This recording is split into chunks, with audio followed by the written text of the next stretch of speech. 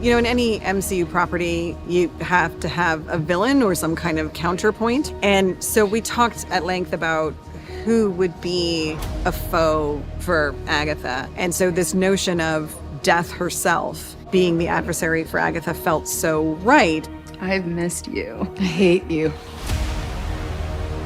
We were just so delighted that Kathryn and Aubrey know each other outside of the Marvel space. And so they had an instant chemistry. It just felt serendipitous. Fate has her way with us once again. Kathryn called me and told me about the character. It just seemed so fun because I essentially get to play multiple characters in one, which is kind of my favorite. I get to play a cop, like an FBI agent, Agent Rio, and then I get to play the Green Witch, and then my final form as Lady Death. If you're going to have somebody who can go toe-to-toe with Kathryn Hahn, you can't really do better than Aubrey Plaza. I just feel so in tune with her. We really lucked out. Admit it. You prefer me. Horizontal? In a grave? Let me get my purple back, and then come find me. When Agatha gets out from under Wanda's spell, she has zero power. For the first time in a long time, you're vulnerable. She realizes the shortcut to getting her power back is to walk the witch's road, where a powered-down witch can travel it to power herself back up.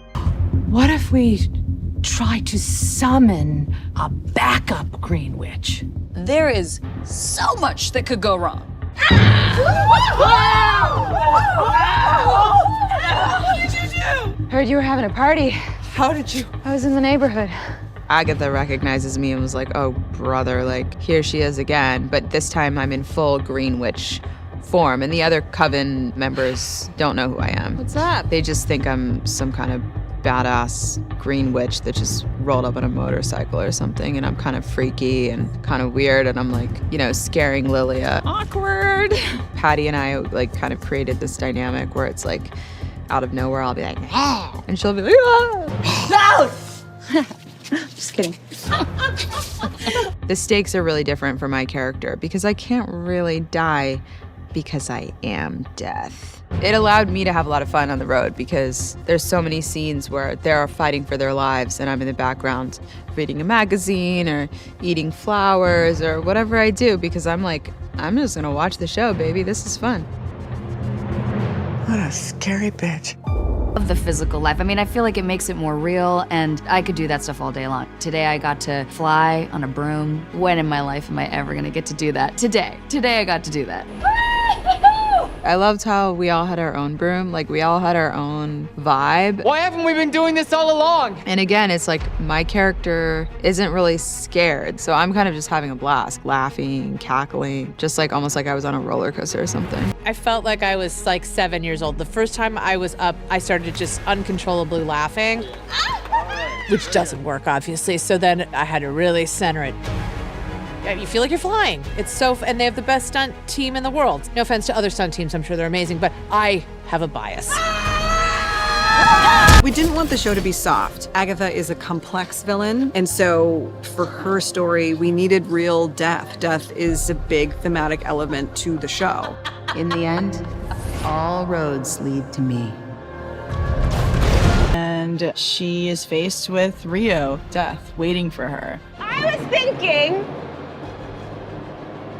death by 1,000 cuts. We're doing an alternate approach to a final battle. I think the classical Marvel final battle has been maybe a bit more full of blasts and explosions, and this is much more grounded because we are here in a backyard, but the stakes are just as high. You're calling me evil? I am the natural order of all things. This is, I guess, the most extreme breakup scene you'll have ever seen. Why don't you want me? It's a definite love-hate relationship, and I think there's also something interesting about aging. Her ex-girlfriend is Death, and you know, the idea that she's constantly trying to outrun Death. And of course we can't, but that's like, you know, that's like the tragic element. Death took her child, and now it's coming for her.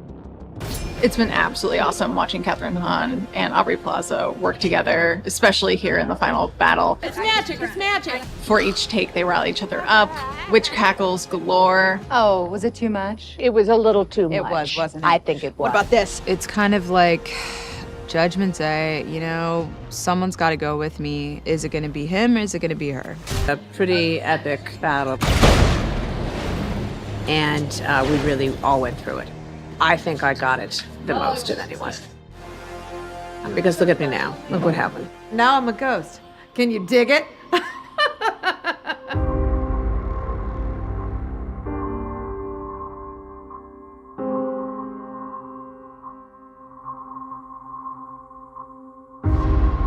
We usually get introduced to a villain, and the villain is what the villain is, and we see them through a very black and white lens.